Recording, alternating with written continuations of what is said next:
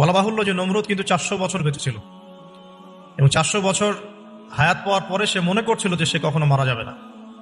এরপরেই সে নিজেকে খোদা দাবি করা শুরু করেছে। আর এই বাচ্চা ছেলেটা বড় হতে লাগলো। যারা সমাজকে পরিবর্তন করে তারা কিন্তু সমাজের স্রোতে গা ভাসায় না। নবী সাল্লাল্লাহু আলাইহি ওয়াসাল্লামের জন্মটা একটু মিলাই এটার সাথে। আমাদের নবীও ঠিক এরকমই একটা সমাজে জন্ম নিয়েছেন। ইব্রাহিম আলাইহিস সালাম যেমন জন্ম নিয়েছেন শিরকে ভরা সমাজে, চতুর্দিকে মূর্তি পূজা হচ্ছে, ইভেন তার বাসায় তার বাবা হচ্ছে মূর্তি পূজারীদের সর্দার, তার ঘরে তিনি জন্ম নিয়েছেন।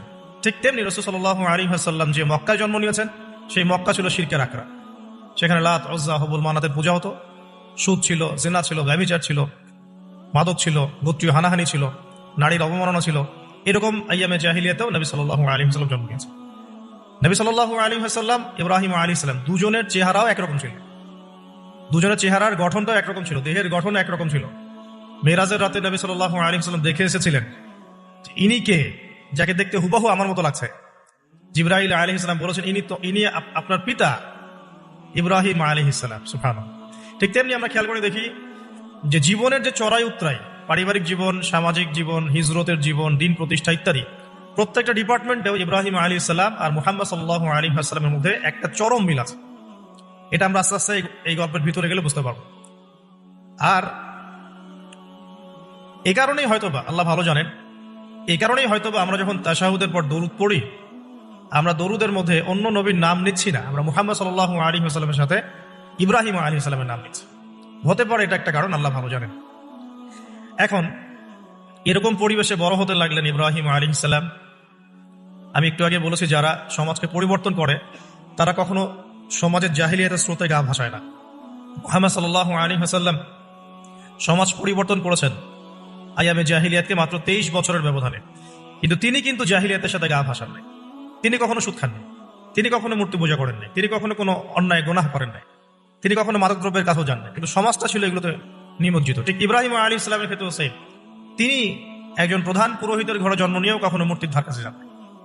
বরং একটু যখন বড় হচ্ছেন, একটু বড় বলতে ম্যাচিউরড, আমাদের টিকটক প্রজন্মের মতো না, এরা 20-30 বছর হয়ে গেলেও ম্যাচিউরড হয় না, বুদ্ধি প্রতিবন্ধী, বিকলাঙ্গ। ইভেন ইদানিং আমাদের মেয়েরা ছেলে হচ্ছে আর কি। আমাদের নারীরা এখন পুরুষত্ব দেখাচ্ছে, আর আমরা পুরুষেরা ফেসবুকে একটা স্ট্যাটাস দিয়ে ক্ষান্ত হয়ে থাকি। এটুকু আমাদের দায়িত্ব উম্মার প্রতি। আর এখানে আমরা দক্ষতা অর্জন করেছি অনেক। আমরা সবাই কিবোর্ড মুজাহিদ, আমরা এটা মনে করি। এটাই যুদ্ধ, এটাই জিহাদ। আর নারীরা মাঠে যুদ্ধ করছে সম্ভ্রমের জন্য, অধিকারের জন্য ইত্যাদি। ফ্যামিলিস্ট রেভলিউশনের দিকে তাকালেও তাই দেখা যায়। ছেলেরা এখন বেকার হয়ে যাচ্ছে, কিন্তু মেয়েরা স্বাবলম্বী হচ্ছে। তারা দিনদার নয়, এই মেয়েগুলো দিনদার নয়, কিন্তু জীবনে প্রতিষ্ঠিত হওয়ার জন্য লড়ছে, চ্যালেঞ্জ গ্রহণ করেছে। এটা ছেলেদের উচিত ছিল। তা আজারের ঘরে জন্ম নেওয়া সেই ইব্রাহিম কিন্তু চ্যালেঞ্জ গ্রহণকারী একটা ছেলে। সে এখন তার পিতাকে বলছে, কি বলছেন? আমরা একটু কোরআনের ভাষা শুনি। আল্লাহ রাব্বুল আলামিন বলছেন, সূরা মারিয়ামের মধ্যে এসেছে ঘটনাটা 41 থেকে 45 নম্বর আয়াতে। আল্লাহ পাক বলছেন, ওয়াজকুর ফিল কিতাবি ইব্রাহিম বা'দা আউযু বিল্লাহি মিনাশ শাইতানির রাজীম। হে নবী মুহাম্মদ সাল্লাল্লাহু আলাইহি ওয়াসাল্লাম, আপনি এই কিতাবে ইব্রাহিমের ঘটনা বর্ণনা করুন। ইয ক্বালা লিআবিহি, যখন ইব্রাহিম তার বাবাকে বললেন, তার বাবা মানে আজারকে বললেন, ইয়া আবাতি, হে আমার বাবা, লিমা তা'বুদু, তুমি কেন ইবাদত করো এমন সত্তা, মা লা ইয়াসমাউ, যে শুনতে পারে না, ওয়ালা ইউবসিরু, দেখতেও পারে না, ওয়ালা ইউগনি আনকা শাইআ, তোমার কোনো উপকার করতে পারে না। একটা ছেলে যার বয়স হবে 15 থেকে 20, হয়তো বা হাইয়েস্ট, তার কাছে কি এমন জ্ঞান আসলো যে সে তার বাবাকে এখন চ্যালেঞ্জ করছে? তার জ্ঞানতাত্ত্বিক যুদ্ধ শুরু হলো, আদর্শিক যুদ্ধ শুরু হলো বাবার সাথে। হে আমার বাবা, আপনি কেন এমন সত্তার ইবাদত করছেন যে শুনতেও পারে না? অসারতা দেখিয়ে দেওয়া হচ্ছে চোখে আঙ্গুল দিয়ে, দেখতেও পারে না, আপনার তো কোনো উপকারও করতে পারে না, কোনো ক্ষতিও করতে পারে না। ওয়ালাম ইউগনি আনকা শাইআ, ইয়া আবাতি, হে আমার বাবা, ইয়া আবাতি ইন্নী আখাফু আন ইয়ামাসসাকা আযাবুম মিনার রাহমানি ফাতাকুনা লিশ-শাইতানি ওয়ালিয়্যা, হে আমার বাবা, আমি ভয় পাচ্ছি যে আপনার উপরে না আবার আল্লাহ পাকের গজব নেমে আসে এবং আপনি শয়তানের ওলি না হয়ে যান। ওলি মানে কি? বন্ধু, বন্ধু, শয়তানের বন্ধু না হয়ে যান। ইয়া আবাতি ইন্নী ক্বাদ জাআনি মিনাল ইলম মা লাম ইয়াতিকা ফাত্তাবি'নি আহদিকা সিরাতান সাওয়্যা। কি চমৎকার কথা! ছোট্ট ছেলেটা বলছে, হে আমার বাবা, আমার কাছে একটা জ্ঞান আসছে, জ্ঞান, আমার কাছে একটা জ্ঞান এসেছে যেটা তোমার কাছে আসে নাই। ফাত্তাবি'নি, তুমি আমার অনুসরণ করো। আহদিকা, আমি তোমাকে পথ দেখাবো। সিরাতান সাওয়্যা, সহজ সরল পথ দেখাবো তোমাকে। সন্তান বাবাকে নসিহত করছে। দেখো সন্তান বলছে আমার কাছে এমন জ্ঞান এসেছে বাবা যেটা তোমার কাছে আসে নাই, তুমি আমাকে ফলো করো, আমার অনুসরণ করো, আমি তোমাকে পথ দেখাবো। Ego problem, ego. আজকেও যখন কম বয়সী কোনো মানুষ বেশি বয়সের কাউকে দাওয়াত দিতে যাবে, এরকম প্রবলেম ফেস করতে হবে। তার বাবা কি বললো, কেন ফেস করতে হবে আল্লাহ পাক সেটা বলেছেন সূরা বাকারা, এটা এই সূরাটা সূরা বাকারায় বলেছে। ওয়াইদা কিলা লাহু ইত্তাকিল্লাহ, কিছু মানুষ আছে যাদেরকে যদি বলা হয় আল্লাহকে ভয় করুন, আখাদাতহুল ইজ্জাতু বিল ইসম, তাদের প্রেস্টিজে লাগে। এক কথায় কি প্রেস্টিজে লাগে, প্রেস্টিজ নষ্ট হয়। আখাদাতহুল ইজ্জাতু বিল ইসম ফাহাসবুহু জাহান্নাম, আল্লাহ বলেন ওর জন্য জাহান্নামই যথেষ্ট। ওয়াসাআত মাসীরা, কত নিকৃষ্ট সেই আশ্রয়স্থল। তো এখনকার সমাজে প্রবলেমটা আপনারা ফেস করবেন। যদি আপনার বয়স কম হয়, আপনার কাছে অনেক জ্ঞান থাকলেও মানুষ সমাজে নিতে যাবে না। আপনি ক্রিপ্টোকারেন্সি নিয়ে কথা বলছেন, এক শ্রেণী ধর্মনেতাই আপনার পিছনে লেগে যাবে। আপনি ইসলামিক রেভলিউশন নিয়ে কথা বলবেন, ইসলাম এস্টাবলিশমেন্ট নিয়ে কথা বলবেন, ইউনিটি নিয়ে কথা বলবেন, উম্মার করণীয় নিয়ে কথা বলবেন। আপনি এই বয়সে, এত ছোট বয়সে আপনি উম্মার প্রবলেমস গুলো ফাইন্ড আউট করে সেগুলো সলিউশন নিয়ে কথা বলবেন, এত বড় সাহস আপনার, এটাই প্রবলেম। অথচ চমৎকার একটা বিষয়, আমাদের সমাজে এগুলো দেখা যায়, অন্য কোথাও দেখা যায় না। কোনো ড্রাইভারকে জিজ্ঞাসা করবেন, কোনো ড্রাইভারকে জিজ্ঞাসা করবেন, তার স্কিল সম্পর্কে জিজ্ঞাসা করবেন যে আপনার স্কিল কেমন।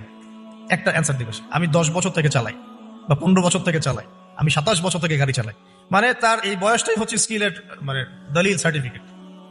আজকে থেকে প্রায় 4014 বছর আগের কথা। আজকে থেকে যখন আমরা লেকচার দিচ্ছি, এখন থেকে প্রায় 4014 বছর আগের কথা, মানে প্রায় 4000 বছর আগের কথা। হিসাবটা মেলানো হয়েছে এভাবে যে ঈসা আলাইহিস সালাম এবং মুহাম্মদ সাল্লাল্লাহু আলাইহি ওয়াসাল্লামের যে উম্মত, এর মধ্যে ডিসটেন্স ছিল 570 বছরের মতো। আবার মুহাম্মদ সাল্লাল্লাহু আলাইহি ওয়াসাল্লামের উম্মতের 1444 বছর চলে গেছে, এটা কাউন্ট করা যায়। আর এর আগে ঈসা আলাইহিস সালাম থেকে ইব্রাহিম আলাইহিস সালামের ডিসটেন্সটা হচ্ছে 2000 বছর। এই ক্যালকুলেশন করলে বোঝা যাচ্ছে যে প্রায় 4000 বছর আগের কথা, বা 4014 বছর আগের কথা। গল্প শুনতে আমাদের ভালো লাগে তো নাকি? গল্পের মাধ্যমে অনেক কিছু জানা যায়। আজকে গল্পটা কিন্তু একটু ইউনিক। আজকে থেকে প্রায় 4014 বছর আগের কথা। একটা চমৎকার সভ্যতা ছিল, ঐতিহাসিক সভ্যতা, তার নাম ছিল ব্যাবিলন। এটা ইরাকে ছিল, সেখানে বাবেল নামে একটা শহর ছিল। আমরা অনেকে জানি না যে বর্তমান বাগদাদ হচ্ছে সেই বাবেল নগরী। বর্তমান বাগদাদ হচ্ছে সেই বাবেল নগরী। আর বাবেল সম্পর্কে আল কোরআনে কিন্তু আয়াত আছে। আল কোরআন এমন একটা কিতাব, বিস্ময়কর কিতাব, যেখানে সবকিছুই নাজিল করা হয়েছে। তো আল্লাহ পাক সূরা কাহফে তো বলেছেন, ওয়ালাকাদ সাররাফনা ফি হাযাল কুরআন লিন-নাসি মিন কুল্লি মাসাল, আমি এই কোরআনে মানব জাতির জন্য প্রত্যেকটা বিষয়কেই ব্যাখ্যা করেছি। ওয়া নাযালনা আলাইকাল কিতাবা তিবয়ানান লিকুল্লি শাই, হে নবী আমি আপনার প্রতি এমন একটা কিতাব নাজিল করেছি যেটা তিবয়ানান লিকুল্লি শাই, প্রত্যেকটা বিষয়কে ব্যাখ্যা করে। যারা আহলে কোরআন ভ্রান্ত আকীদার অনুসারী, তারা কিন্তু এই আয়াত থেকেই দলিল পেশ করে। কোরআন তো তিবিয়ানান লিকুল্লি শাই, প্রত্যেকটা বিষয়ের ব্যাখ্যা, তার নতুন করে হাদিসের কি প্রয়োজন আছে? এটা আমাদের আলোচনার টপিক না, আমরা দিকে যাচ্ছি না। তো আল্লাহ পাক কোরআনে কিন্তু বাবেল নগরীর কথা বলেছেন, সূরাতুল বাকারার 101-2 এই আয়াতগুলোতে আছে। এই বাবেল নগরী তৎকালীন সময় জাদুবিদ্যার একটা আকড়া ছিল। এর আগে আমরা জানি সুলাইমান আলাইহিস সালামের সময় ওই হারুত আর মারুত দুজন ফেরেশতাকে দিয়ে মানুষকে পরীক্ষা করা হয়েছে। এই ঘটনাটা সূরা বাকারার 101-2 এই আয়াতগুলোর মধ্যে আছে, দেখে নিয়েন, আমি রেফারেন্সগুলো বলে দিলাম।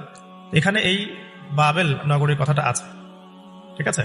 তো এই নগরীতে প্রায় 4014 বছর আগে একটা ফুটফুটে সুন্দর শিশু জন্ম নেয়। দেখতে খুবই সুন্দর, অমায়িক, দেখলেই মানে মন কেড়ে নেওয়ার মতো সুন্দর। এমন কিছু বাচ্চা থাকে কিন্তু দেখলে আদর করতে ইচ্ছা করে, মন কেড়ে নেওয়ার মতো, ইউনিক, সবার চেয়ে আলাদা। এবং জন্ম নিয়েছে সে এমন একটা পরিবারে, যেই পরিবার তৎকালীন সময়কার যে জালেম শাসক নমরুদ, তার প্রধান পুরোহিত, তার নাম আজার।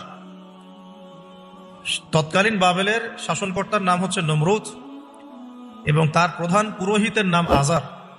তার ঘরেই জন্ম নিয়েছেন এই তাওহীদের শেকর ইব্রাহিম আলাইহিস সালাম। আল্লাহ পাকের কি মানে,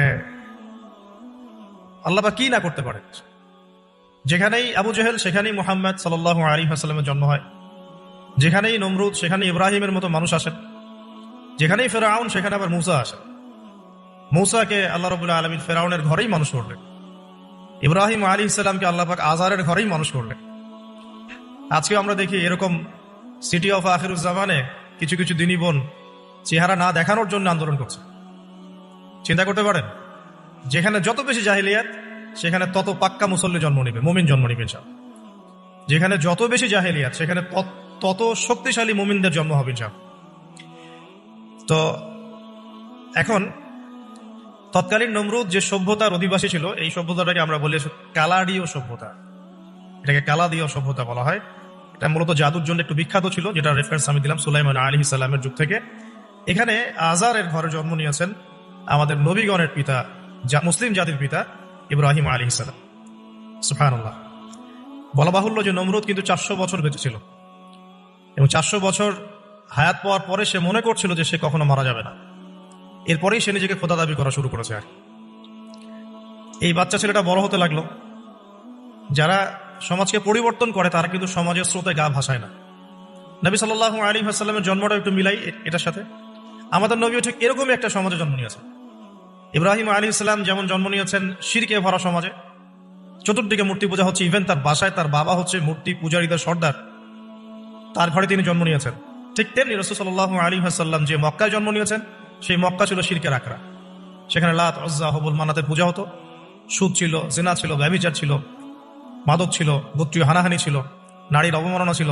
এরকম আইয়ামে জাহিলিয়াতেও নবী সাল্লাল্লাহু আলাইহি ওয়াসাল্লাম জন্ম নিয়েছেন। নবী সাল্লাল্লাহু আলাইহি ওয়াসাল্লাম, ইব্রাহিম আলাইহিস সালাম, দুজনের চেহারাও একরকম ছিল। দুজনের চেহারার গঠনটাও একরকম ছিল, দেহের গঠনও একরকম ছিল। মেরাজের রাতে নবী সাল্লাল্লাহু আলাইহি ওয়াসাল্লাম দেখে এসেছিলেন ইনি কে, যাকে দেখতে হুবহু আমার মতো লাগছে। জিবরাইল আলাইহিস সালাম বলেছেন ইনি আপনার পিতা ইব্রাহিম আলাইহিস সালাম। সুবহানাল্লাহ। ঠিক তেমনি আমরা খেয়াল করে দেখি যে জীবনের যে চড়াই উতরাই, পারিবারিক জীবন, সামাজিক জীবন, হিজরতের জীবন, দিন প্রতিষ্ঠা ইত্যাদি, প্রত্যেকটা ডিপার্টমেন্টেও ইব্রাহিম আলাইহিস সালাম আর মুহাম্মদ সাল্লাল্লাহু আলাইহি ওয়াসাল্লামের মধ্যে একটা চরম মিল আছে। এটা আমরা আস্তে আস্তে এই গল্পের ভিতরে গেলে বুঝতে পারবো। আর এই কারণেই হয়তোবা আল্লাহ ভালো জানেন, এই কারণেই হয়তোবা আমরা যখন তাশাহুদের পর দরুদ পড়ি, আমরা দরুদের মধ্যে অন্য নবীর নাম নিচ্ছি না, আমরা মুহাম্মদ সাল্লাল্লাহু আলাইহি ওয়াসাল্লামের সাথে ইব্রাহিম আলাইহিস সালামের নাম নিচ্ছি। হতে পারে এটা একটা কারণ, আল্লাহ ভালো জানেন। এখন এরকম পরিবেশে বড় হতে লাগলেন ইব্রাহিম আলাইহিস সালাম। আমি একটু আগে বলেছি, যারা সমাজকে পরিবর্তন করে তারা কখনো সমাজের জাহিলিয়াতের স্রোতে গা ভাসায় না। মুহাম্মদ সাল্লাল্লাহু আলাইহি ওয়াসাল্লাম সমাজ পরিবর্তন করেছেন আইয়ামে জাহিলিয়াতকে মাত্র 23 বছরের ব্যবধানে, কিন্তু তিনি কিন্তু জাহিলিয়াতের সাথে গা ভাসান নাই। তিনি কখনো সুদ খাননি, তিনি কখনো মূর্তি পূজা করেন নাই, তিনি কখনো কোনো অন্যায় গুনাহ করেন নাই, তিনি কখনো মাদকদ্রব্যের কাছেও যান না, কিন্তু সমাজটা ছিল এগুলোতে নিমজ্জিত। ঠিক ইব্রাহিম আলাইহিস সালামের ক্ষেত্রেও সেম। তিনি একজন প্রধান পুরোহিতের ঘরে জন্ম নিয়েও কখনো মূর্তির ধার কাছে যান না। বরং একটু যখন বড় হচ্ছেন, একটু বড় বলতে ম্যাচিউরড, আমাদের টিকটক প্রজন্মের মতো না, এরা 20-30 বছর হয়ে গেল ম্যাচিউরড হয় না, বুদ্ধি প্রতিবন্ধী, বিকলাঙ্গ। ইভেন ইদানিং আমাদের মেয়েরা ছেলে হচ্ছে, আমাদের নারীরা এখন পুরুষত্ব দেখাচ্ছে। আমরা পুরুষেরা ফেসবুকে একটা স্ট্যাটাস দিয়ে ক্ষান্ত হয়ে থাকি। এটুকু আমাদের দায়িত্ব উম্মার প্রতি। আর এখানে আমরা দক্ষতা অর্জন করেছি অনেক। আমরা সবাই কিবোর্ড মুজাহিদ, আমরা এটা মনে করি। এটাই যুদ্ধ, এটাই জিহাদ। আর নারীরা মাঠে যুদ্ধ করছে সম্ভ্রমের জন্য, অধিকারের জন্য ইত্যাদি। ফ্যামিলিস্ট রেভলিউশনের দিকে তাকালেও তাই দেখা যায়। ছেলেরা এখন বেকার হয়ে যাচ্ছে, কিন্তু মেয়েরা স্বাবলম্বী হচ্ছে। তারা দিনদার নয়, এই মেয়েগুলো দিনদার নয়, কিন্তু জীবনে প্রতিষ্ঠিত হওয়ার জন্য লড়ছে, চ্যালেঞ্জ গ্রহণ করেছে। এটা ছেলেদের উচিত ছিল। তা আজারের ঘরে জন্ম নেওয়া সেই ইব্রাহিম কিন্তু চ্যালেঞ্জ গ্রহণকারী একটা ছেলে। সে এখন তার পিতাকে বলছে, কি বলছেন আমরা একটু কোরআনের ভাষা শুনি। আল্লাহ রাব্বুল আলামিন বলছেন, সূরা মারিয়ামের মধ্যে এসেছে ঘটনাটা 41 থেকে 45 নম্বর আয়াতের মধ্যে। আল্লাহ পাক বলছেন, ওয়াজকুর ফিল কিতাবি ইব্রাহিম বা'দা আউযু বিল্লাহি মিনাশ শাইতানির রাজীম। হে নবী মুহাম্মদ সাল্লাল্লাহু আলাইহি ওয়াসাল্লাম, আপনি এই কিতাবে ইব্রাহিমের ঘটনা বর্ণনা করুন।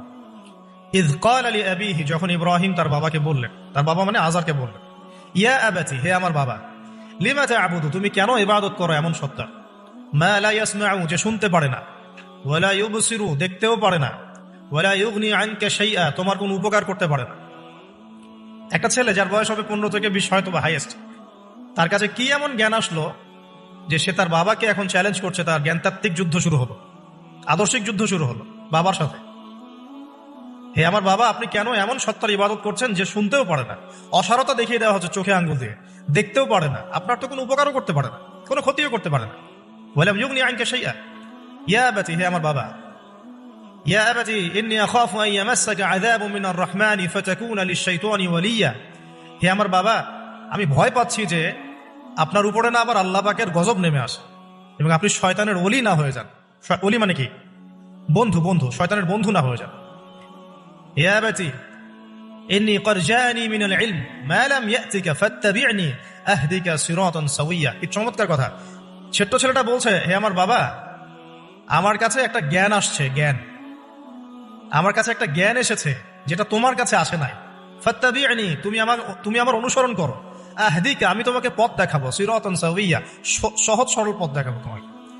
সন্তান বাবাকে নসিহত করছে। দেখো, সন্তান বলছে, আমার কাছে এমন জ্ঞান এসেছে বাবা যেটা তোমার কাছে আসে নাই, তুমি আমাকে ফলো করো, আমার অনুসরণ করো, আমি তোমাকে পথ দেখাবো। Ego problem, ego. আজকেও যখন কম বয়সী কোনো মানুষ বেশি বয়সের কাউকে দাওয়াত দিতে যাবে, এরকম প্রবলেম ফেস করতে হবে। তার বাবা কি বললো, কেন ফেস করতে হবে? আল্লাহ পাক সেটাও বলেছেন সূরা বাকারা, এই সূরাটা সূরা বাকারায় বলেছে, ওয়া ইযা কিলা লাহু ইত্তাকিল্লাহ। কিছু মানুষ আছে যাদেরকে যদি বলা হয় আল্লাহকে ভয় করুন, আখাযাতহুল ইজ্জাতু বিল ইসম, তাদের প্রেস্টিজে লাগে। এক কথায় কি? প্রেস্টিজে লাগে, প্রেস্টিজ নষ্ট হয়। আখাযাতহুল ইজ্জাতু বিল ইসম ফাহাসবুহু জাহান্নাম, আল্লাহ বলেন ওর জন্য জাহান্নামই যথেষ্ট। ওয়াসাআত মাসীরা, কত নিকৃষ্ট সেই আশ্রয়স্থল। তো এখনকার সমাজে প্রবলেমটা আপনারা ফেস করবেন। যদি আপনার বয়স কম হয়, আপনার কাছে অনেক জ্ঞান থাকলেও মানুষ সমাজে নিতে যাবে না। আপনি ক্রিপ্টোকারেন্সি নিয়ে কথা বলছেন, এক শ্রেণী ধর্মনেতাই আপনার পিছনে লেগে যাবে।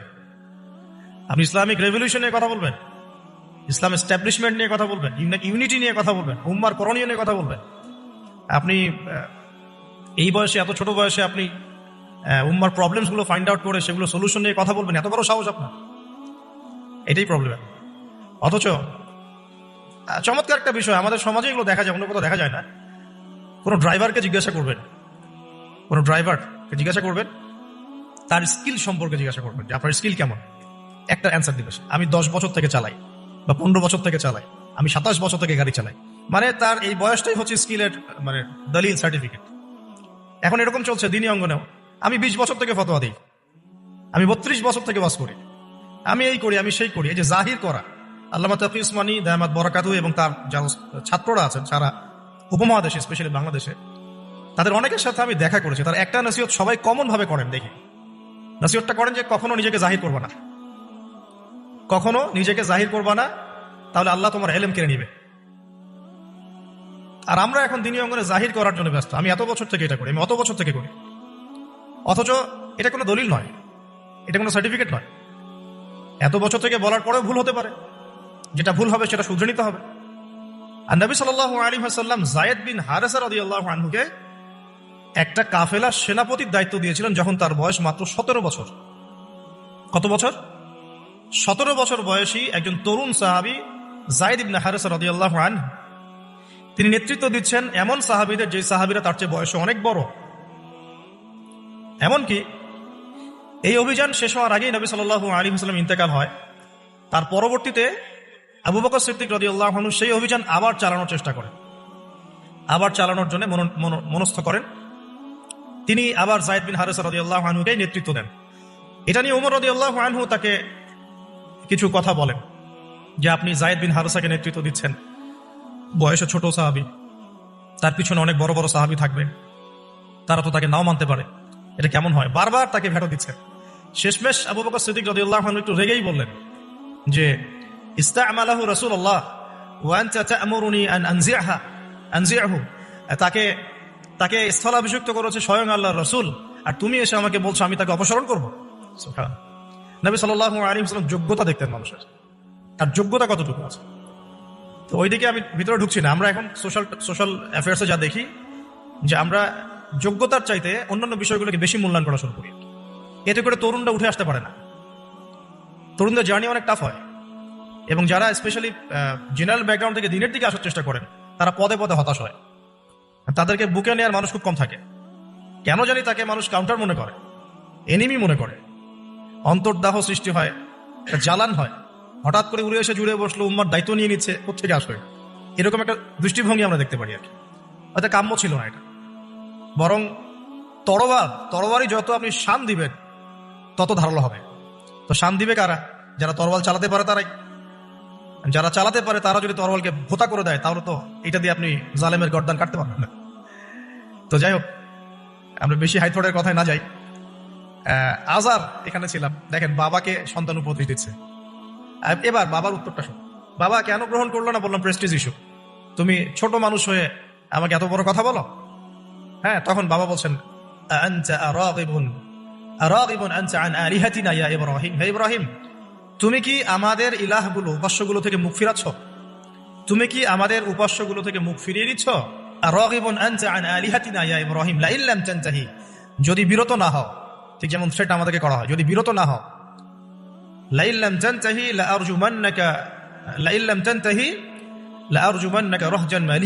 তিনি বলছেন যদি বিরত না হও তাহলে তোমার মাথাটা পাথর দিয়ে মেরে ফাটিয়ে দেবে।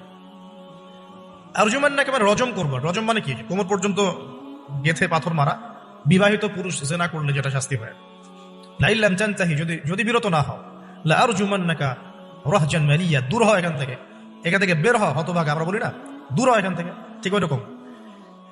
যদি ফিরে আসো ভালো কথা, না ফিরে আসলে রজম করে দিব, মাথা ফাটিয়ে ফেলবো পাথর দিয়ে মেরে, এখান থেকে দূর হও হতভাগা। কাকে বলছে এটা?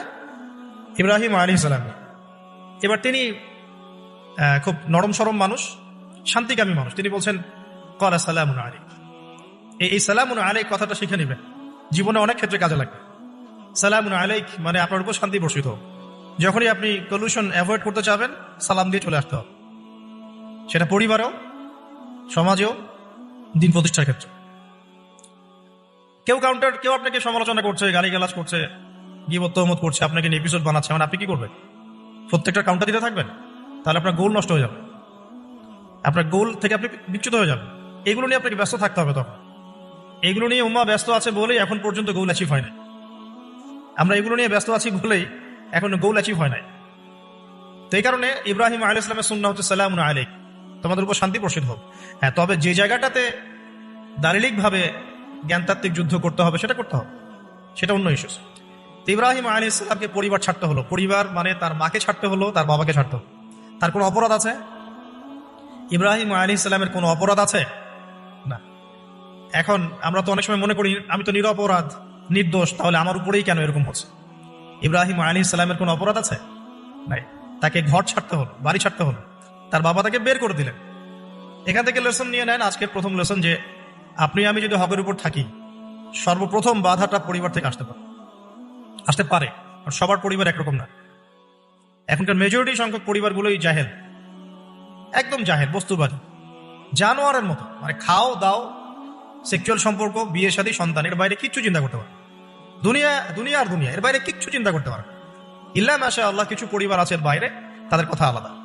সবাই তো আর ছোটবেলা থেকে আধ্যাত্মিক পরিবার পায় নাই, দিনই পরিবার পান নাই। আর এটার পরিমাণ দিন দিন কমেই আসছে। ম্যাক্সিমাম পরিবার এখন জাহান্নামের টুকরা। আল্লাহ পাক পরিবারকে বলেছেন জাহান্নাম থেকে বাঁচাও, কু আনফুসাকুম ওয়া আহলিকুম নারা। এখন ওই পরিবারই হয়ে গেছে জাহান্নামের টুকরা। আপনি দিনের পথে চলতে চাইলে প্রথম হোঁচটটা পরিবার থেকে খেতে পারেন। এটা ইব্রাহিম আলাইহিস সালামের জীবনেও যেমন হয়েছে, মুহাম্মদ সাল্লাল্লাহু আলাইহি ওয়াসাল্লাম যে মিলাচ্ছিলাম কিভাবে, তার ক্ষেত্রেও সেম। চাচারা শত্রু না? চাচারা শত্রু, আশপাশের মানুষ শত্রু। চাচা এসে বাড়ির সামনে খড়কুটা ফেলে দিয়ে যায়, চাচি এসে ময়লা আবর্জনা ফেলে দিয়ে যায়, কেউ গালি দেয়, কত সমস্যা। যখন নিজের মানুষরা আপনার এগেনস্টে চলে যায়, তখন মনটা ভেঙে যাবে স্বাভাবিক। কারণ নিজের মানুষরা সারা দুনিয়া যদি আপনার বিপক্ষেও থাকে, কাছের কিছু মানুষ আপনার পক্ষে থাকে, তখন আপনি বাসাতে অ্যাটলিস্ট সিংহ, তখন বাসা থেকে এনার্জি নিয়ে বাইরে যুদ্ধ করতে পারবেন। কিন্তু বাহিরে সবাই মোটামুটি ধরেন যে আপনার পজিটিভ, তো বাসায় এসে দেখলেন যে বাসায় আপনার কোনো রকম অনুকূল পরিবেশ নাই, তখন বাইরে সিংহ হলে বাসায় বিড়াল হয়ে থাকতে হবে। দেখেন ইব্রাহিম আলাইহিস সালামের জীবনে আর মুহাম্মদ সাল্লাল্লাহু আলাইহি ওয়াসাল্লামের জীবনে একটা স্পেশাল নিয়ামত ছিল, সেটা হলো স্ত্রীদের নিয়ামত। বাহিরে মানুষ অনেক কিছু বলছে, গালিগালাজ করছে, মারছে, কাটছে, থুতু দিচ্ছে, সমালোচনা করছে, কিন্তু বাসায় ইব্রাহিম আলাইহিস সালামের আছেন সারা, হাজেরা, আর মুহাম্মদ সাল্লাল্লাহু আলাইহি ওয়াসাল্লামের আছেন খাদিজা রাদিয়াল্লাহু। অ্যাটলিস্ট বাসায় আপনি একটা কি বলবো, যে বড় একটা প্রশান্তির জায়গা আপনার বাসায় আছে। তো এটা একটা বড় নিয়ামত, যেটা ইব্রাহিম আলাইহিস সালাম এখন হারালেন কিভাবে? বাবা বাসা থেকে বের করে দিল। এখান থেকে বুঝতে হবে যে দিনের পথে চলতে গেলে প্রথম বাধা পরিবার থেকে আসতে পারে। তাই বলে তাদের সাথে কোনো রকমের দ্বন্দ্ব সংঘাতে যাওয়া যাবে না। সালামুন আলাইক, সালামুন আলাইক, তোমাদের উপর শান্তি বর্ষিত হোক। ইব্রাহিম বলছেন সালামুন আলাইক, হে বাবা আপনার উপর শান্তি বর্ষিত হোক। তাই আরো বলছেন আস্তাগফিরুল্লাহ রব্বি, আমি আপনার জন্য আল্লাহর কাছে ক্ষমা চাইব ইনশাআল্লাহ। ইন্নাহু কানা বি হাফিয়া, তিনি আমার প্রতি খুব মার্সিফুল, আশা করি তিনি আমার দোয়া কবুল করবেন। কিন্তু যখন তিনি জানতে পেরেছিলেন যে তার বাবা শিরকের উপর আছেন, আল্লাহ পাক মাফ করবেন না, সূরা তওবার মধ্যে আছে, তখন থেকে তিনি আর ক্ষমা চান নাই, বাবার জন্য ক্ষমা চান নাই। তো এবার ইব্রাহিমের সফর শুরু হলো, একাকিত্বের সফর। তার মানে একটা বিষয় এটাও শিখতে হবে, হকপন্থীদের সাথে আল্লাহর দেয়া একটা বিশেষ নিয়ামত হচ্ছে একাকিত্ব। হকপন্থীদের লাইফে আল্লাহ পাকের পক্ষ থেকে একটা বিশেষ অনুগ্রহ হচ্ছে একাকিত্ব। মানে একাকিত্ব কেন নিয়ামত বললাম? কারণ একাকিত্ব মানুষকে আল্লাহ চিনিয়ে দেয়। অনেক আলেম দেখবেন যারা জেল টেল খেটে বের হয়েছেন, তারা সবাই একটা কথা বলবে, জেলখানায় আমরা আল্লাহকে চিনেছি। সব আলেমরা এই কথা বলে যারা ওখান থেকে বের হয়ে আসে। কারণ একাকিত্ব মানুষকে গভীরভাবে ভাবায়, আল্লাহকে পাওয়ায়, আল্লাহর কাছে দোয়া করতে শেখায়, মানুষকে বোঝায় যে আল্লাহ ছাড়া কেউ নাই সাহায্য করার। তো যারা হকপন্থী হয়, একাকিত্ব তাদের বরণ করতেই হয়। এটা মাথায় রেখে পথ চলতে হবে। ইব্রাহিম আলাইহিস সালাম পথ চলা শুরু করলেন। এবার কি হলো, তিনি কি বাসা থেকে বের হয়ে সেই এলাকা, ওই নমরুদের দেশ ছেড়ে চলে গিয়েছিলেন? উত্তর না। প্রথমে তিনি চলে যান নাই, প্রথমে তিনি ওই সমাজেই থেকেছেন, থেকে দাওয়াত দেওয়ার চেষ্টা করছেন।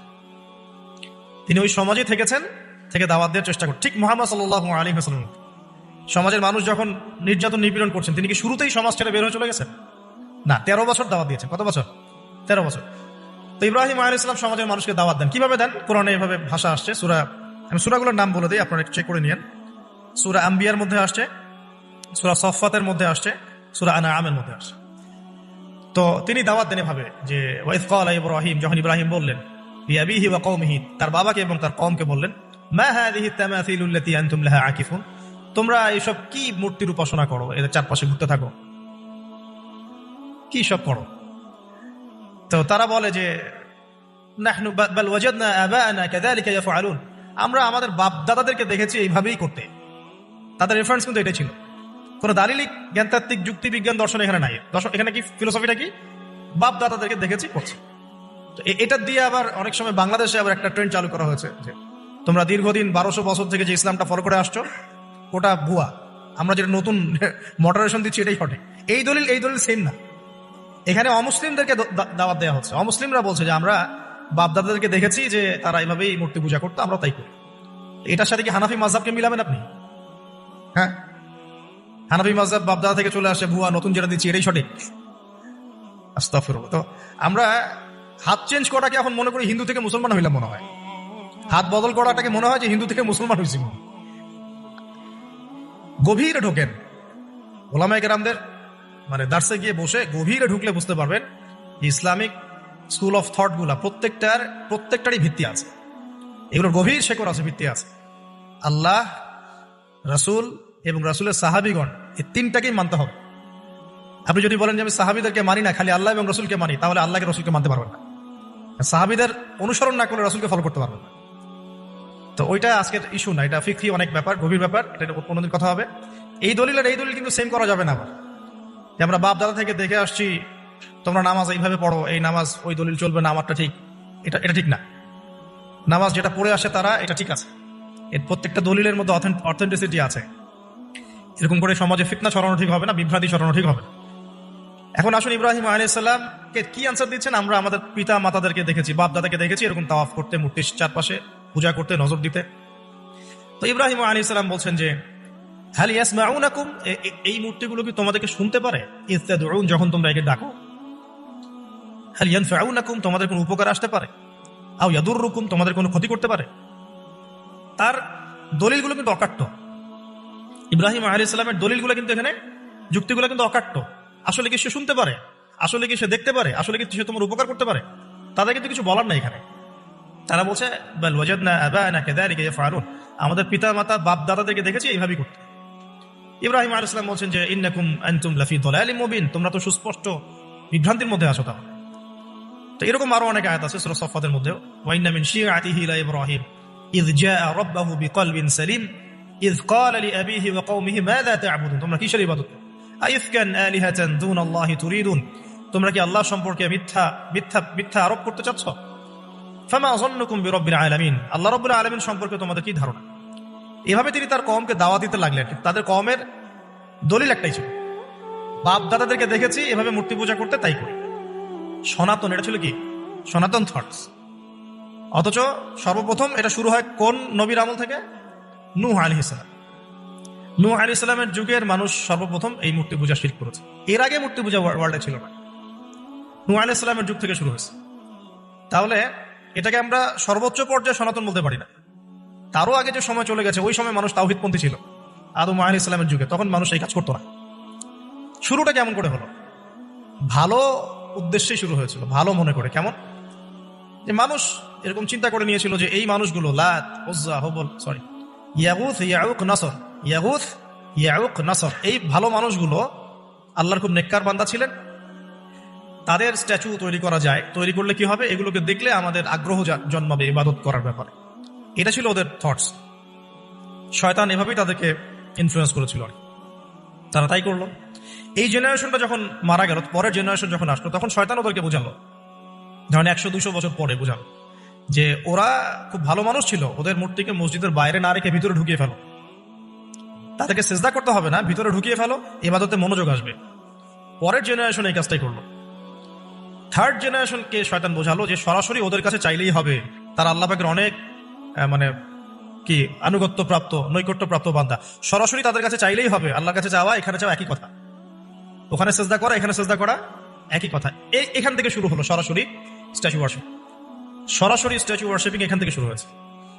তো আমরা আমাদের হিন্দু ভাই বোন যারা আছেন, আমাদের আশপাশে অমুসলিম ভাই বোন, তাদের প্রতি সম্মান রেখেই এই হিস্ট্রিগুলো পড়তে বলবো আর কি, এবং যুক্তি দর্শনগুলো খুঁজতে বলবো। আসলে কি তারা শুনতে পায়? আসলে কি সে আমার কোনো উপকার করতে পারে? আসলে কি সে আমার কোনো ক্ষতি করতে পারে? আসলে কি সে সৃষ্টিকর্তার প্রতিমূর্তি হতে পারে কিনা? তো আমরা এটা আহ্বান জানাবো, আমরা কারো ধর্মীয় অনুভূতিতে আঘাত করবো না। ইসলাম আমাদেরকে এটা শিখায় না। ইসলাম এটা শিখায় যে মানুষকে হিকমার সাথে, প্রজ্ঞার সাথে দাওয়াত দেয়া, যাতে করে তারা জাহান্নামের রাস্তা থেকে ফিরে আসতে পারে। এখন আসুন, আরো একটা দাওয়াত ইব্রাহিম আলাইহিস সালাম তার কওমকে দিলেন। সেটা কি? এবার এখানে সমাজের মানুষের সাথে ওই সমাজের ধর্ম নেতারাও ছিল। সমাজে কিন্তু কয়েক শ্রেণীর মানুষ থাকে, মানে সামাজিক নেতা, ধর্মনেতা, রাষ্ট্রনেতা। তো রাষ্ট্রনেতা পর্যায়ে এখনো ইব্রাহিম আসলাম যান নাই, এখন সমাজ নেতা আর ধর্মনেতা চলছে আর কি। এবার ধর্মনেতা আসলো, এসে ধর্মনেতারা তাকে বোঝানোর চেষ্টা করলো যে এই আসমানের তারা, চাঁদ, সূর্য, প্রকৃতি, গাছপালা, এগুলো ইলাহ, এগুলোর ইবাদত করা যায়। এই ঘটনা আল্লাহ রাব্বুল আলামিন সূরা আনআমের মধ্যে বলেছে। তো ইব্রাহিম আলাইহিস সালামকে তারা দেখাচ্ছে, এটা আরবীয় একটা কাব্যিক ভাষায় কোরআনে এসেছে, চমৎকার ভাষায়, যে ফালাম্মা জান্না আলাইহিল লাইল, যখন তার উপর রাত আচ্ছাদিত হলো, রাআ কাওকাবা, তখন ইব্রাহিম আলাইহিস সালাম কি দেখলেন? আকাশে তারা দেখলেন।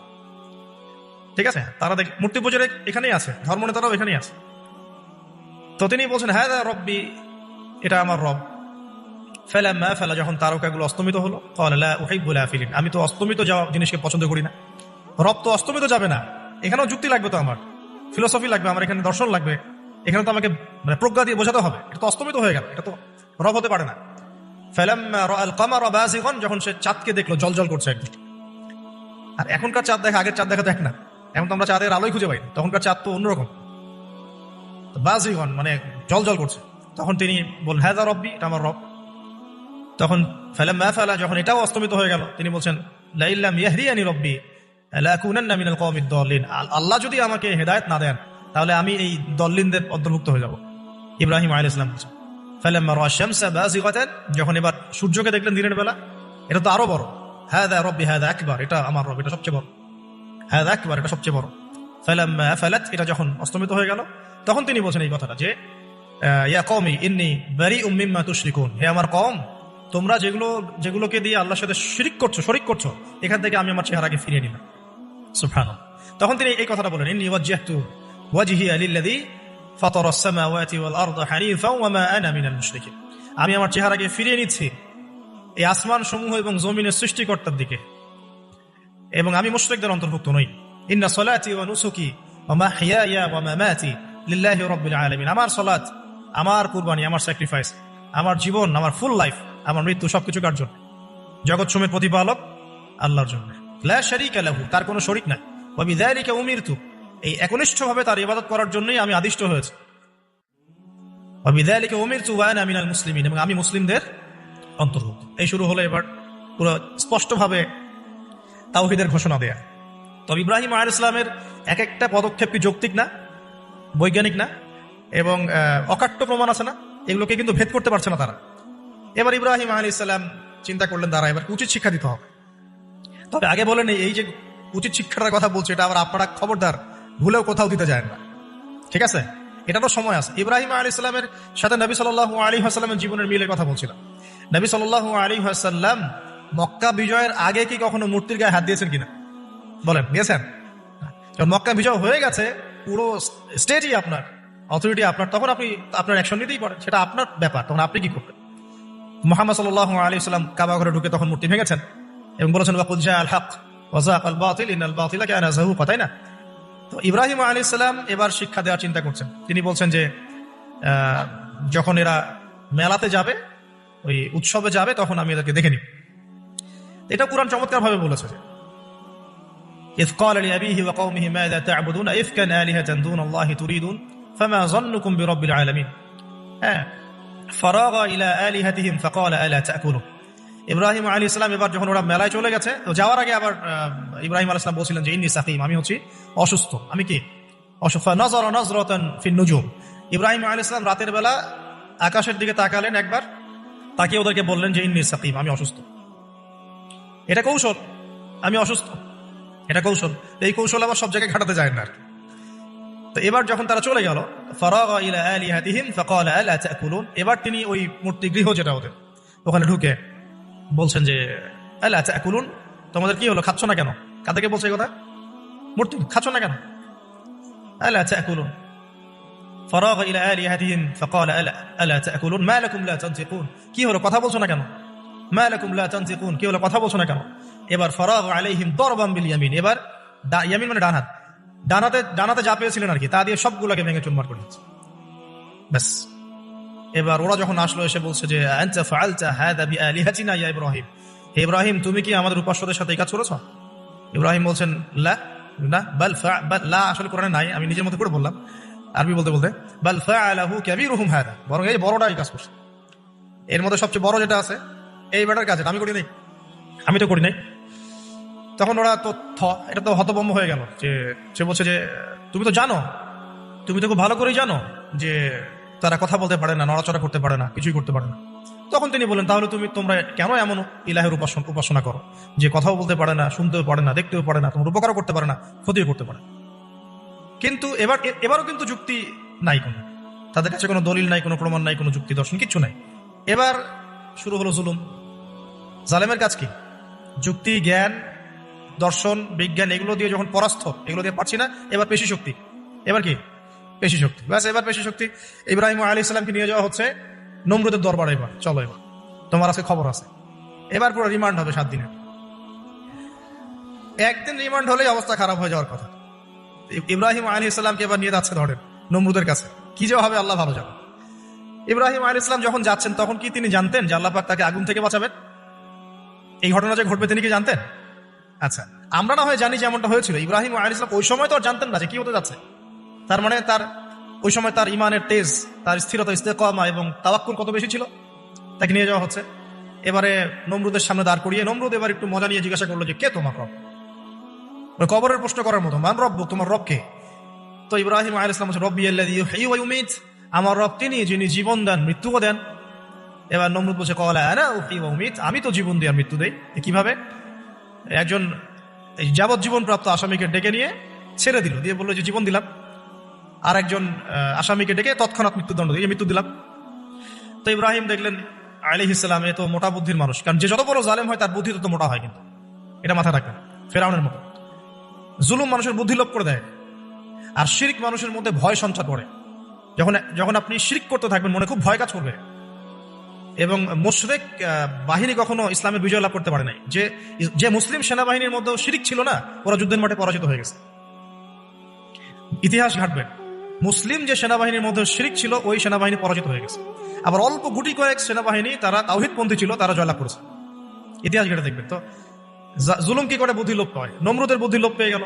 তো ইব্রাহিম আলাইহিস সালাম বলছেন রব্বি আল্লাযী ইউহয়ী ওয়া ইউমীত, এটা বুঝলো না। তাহলে ইন্নাল্লাহা তাআলা ইন্নাল্লাহা ইয়াতি বিশ-শামসি মিনাল মাশরিক ফাতি বিহা মিনাল মাগরিব, ইব্রাহিম আলাইহিস সালাম বলছেন যে আল্লাহ রাব্বুল আলামিন, আমার আল্লাহ, তিনি পূর্ব দিক থেকে সূর্য ওঠান, তো তুমি যদি ইলাহ হয়ে থাকো তাহলে পশ্চিম দিক থেকে উঠাও।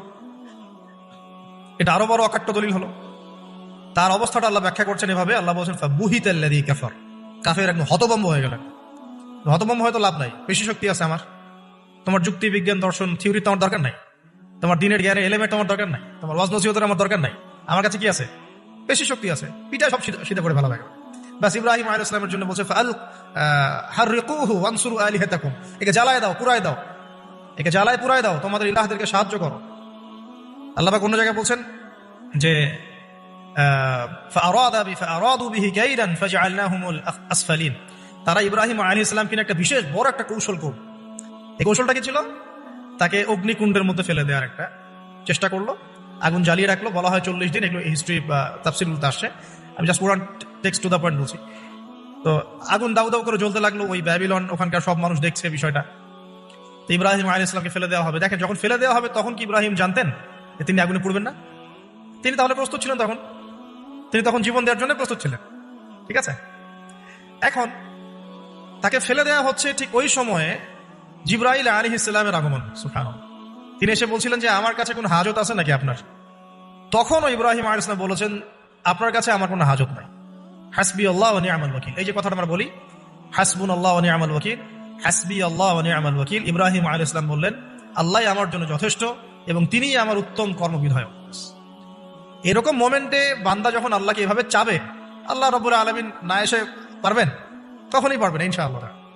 তখন আল্লাহ রাব্বুল আলামিনের আদেশ চলে আসলো, ইয়া নার, হে আগুন, কুনি বারদান ওয়া সালামান আলা ইব্রাহিম, ইব্রাহিমের জন্য ঠান্ডা হয়ে যাও, শীতল ঠান্ডা হও, মানে খুব শীতল না, আরামদায়ক শীতল ঠান্ডা হয়ে যাও। সুবহানাল্লাহ। এভাবে আল্লাহ রাব্বুল আলামিন ইব্রাহিম আলাইহিস সালামকে অগ্নি পরীক্ষা থেকে বাঁচালেন। ওখানে ইব্রাহিম আলাইহিস সালাম থাকলেন, কোনো ক্ষতি হলো না। তিনি পরবর্তী সময় বলেছিলেন ওই সময়টুকুর মধ্যেই তিনি শান্তিতে ছিলেন। ওই যে বললাম না, অনেকে যে নির্যাতন নিপীড়নের শিকার হয়, তারপরে বলে যে ওই সময়টুকুই ভালো ছিলাম, আল্লাহকে পেয়েছিলাম, তেলাওয়াত বেশি ছিল, তাহাজ্জুদ বেশি ছিল, পরে ফিতনার যুগে চলে আসছি। তো এই হলো অগ্নি পরীক্ষা। এরপরে কওমকে দাওয়াত দেওয়ার হলো না, সেখান থেকে চলে যেতে হলো। ওই যে অগ্নি পরীক্ষা ইব্রাহিম আলাইহিস সালামকে এখানে দিতে হয়েছে, ওইরকম পরীক্ষা আমাদের নবী সাল্লাল্লাহু আলাইহি ওয়াসাল্লামকে দিতে হয়েছে তায়েফের মাঠে, দিতে হয়েছে বদরের মাঠে, উহুদের মাঠে। এখানে আল্লাহ পাক ফেরেশতা নামিয়ে দিয়েছেন সাহায্যের জন্য, বদরের মাঠে দেখেন উহুদের মাঠে আল্লাহ পাক ফেরেশতা নামিয়েছেন সাহায্যের জন্য। একদম হুবাহু মিল পাবেন আপনি জিনিস, খালি বাসিরা থাকলেই হবে, ধরতে পারলেই হবে জিনিসগুলো। সামনে যাই, এবার শুরু হলো জীবনের দ্বিতীয় পর্যায়ে। এবার তিনি হিজরত করে চলে যাচ্ছেন। দেখেন, এখানেও হিজরত, আবার নবী সাল্লাল্লাহু আলাইহি ওয়াসাল্লামের যুগেও মক্কা থেকে মদিনায় নবীগণের জীবনের সাথে এগুলো জড়িত। ঠিক আছে, এখন যাওয়ার তো একজন সাথী লাগবে। একাকিত্বের জীবনের অবসান ঘটলো, আল্লাহ রাব্বুল আলামিন তাকে সাথী দিলেন। সাথীর নাম হচ্ছে সারা আলাইহিস সালাম। কি নাম? অনন্য সুন্দরী নারী ছিলেন।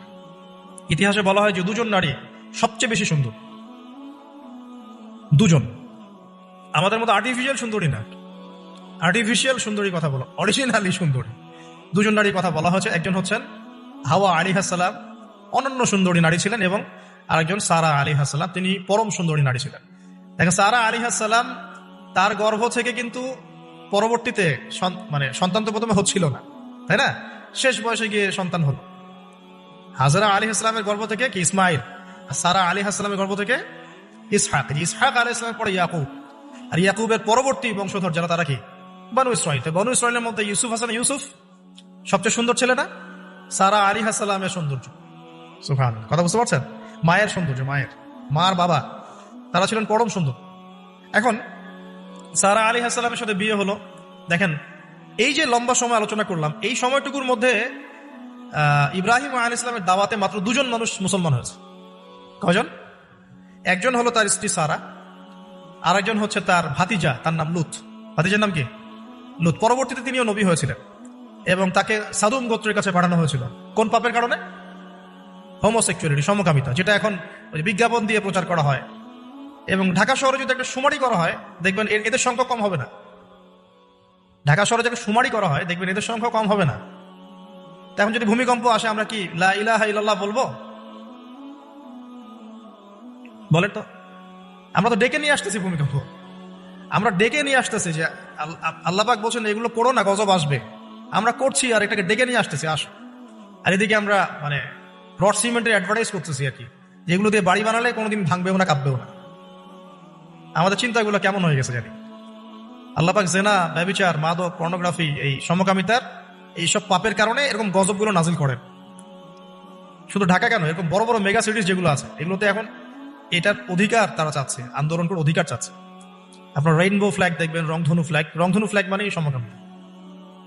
অ্যাডভার্টাইজ দিয়ে দিয়ে, পোস্ট দিয়ে দিয়ে এখন মানুষ, আগে যেমন মেয়েরা বাসায় গিয়ে গিয়ে কিছু সার্ভিস দিত না, মানে খারাপ সার্ভিসের কথা বলছি আর কি, এখন এভাবে ছেলে ছেলেকে সার্ভিস দেওয়ার জন্য ডাকতেছে।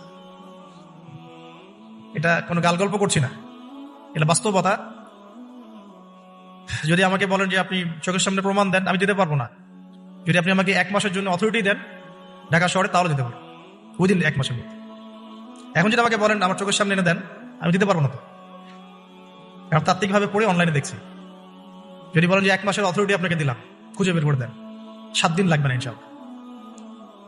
তো কথা হচ্ছে এটাই, যে এই যে সাদুম গোত্রের কাছে পাঠানো হচ্ছে লূত আলাইহিস সালামকে সমকামিতার পাপের কারণে, পরবর্তীতে এই কমটাকে ধ্বংস করা হয়েছে।